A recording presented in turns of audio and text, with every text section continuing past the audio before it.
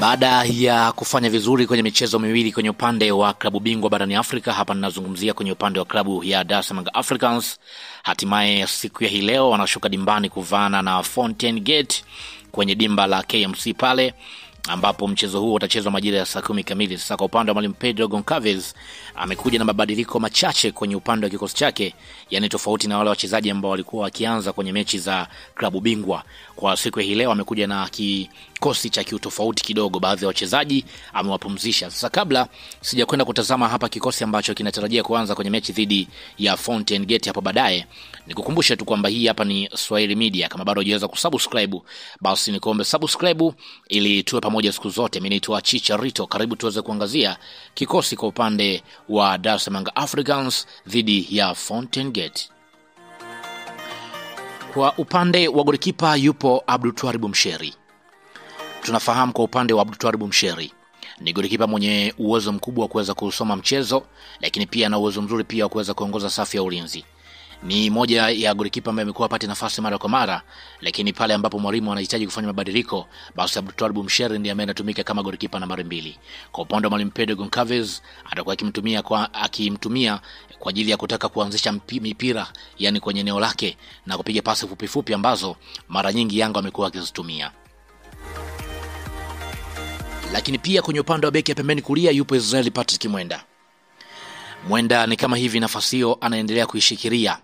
Ni mchezaji mwenye uwezo mzuri, lakini pia na uwezo mzuri wa kupandisha na kushuka bila kuchoka, lakini pia hata kwenye upande wa cross amekuwa ni mzuri zaidi.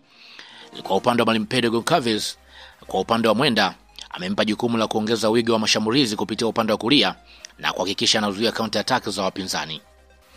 Lakini pia kwenye upande wa beki ya pembeni kushoto yupo Shadrack Isaka Boka. Kwa upande wa Boka tunafahamu ana nguvu, lakini pia anacheza kwa utulivu, anajua kutumia mwili vizuri kwenye mgogoro, ni beki mwenye uwezo wa kushambulia kwa nidhamu. Kwa upande wa kocha Pedro Goncalves, anamtumia kama beki anayesimama mara 2, anatakiwa kupandisha timu na pia kuhakikisha mipira haupiti katika upande wake. Lakini pia kwenye upande wa mabeki wa katikati yupo Dickson Job. Kwa upande wa Job tunafahamu ni mtulivu kwenye upigaji wa pasi, lakini pia na timing nzuri ya kutengeneza block, ana uwezo wa kuanzisha mashambulizi kupitia mipira mirefu. Kwa upande wa Pedro Goncalves, atakuwa akimtumia kama ball playing center back, akimhitaji awe na utulivu wakati timu inashambulia. Lakini pia nahodha Bakari Nondo Mwamnyeto atakwenda kusimama kwenye eneo hilo.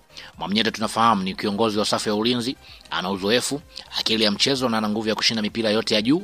Kwa upande wa Pedro Goncalves, atakuwa akimtumia kama kiongozi kwenye eneo hilo la ulinzi, kuhakikisha anapanga mstari wa mabeki kuongoza na kujilinda.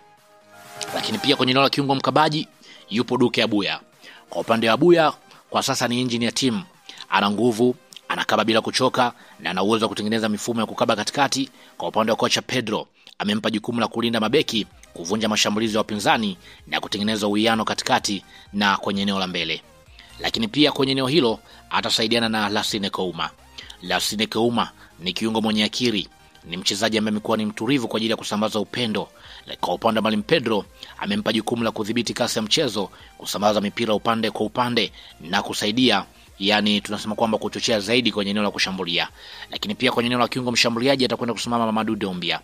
Kwa upande wa Doumbia tunafahamu ni mchezaji mwenye ubunifu.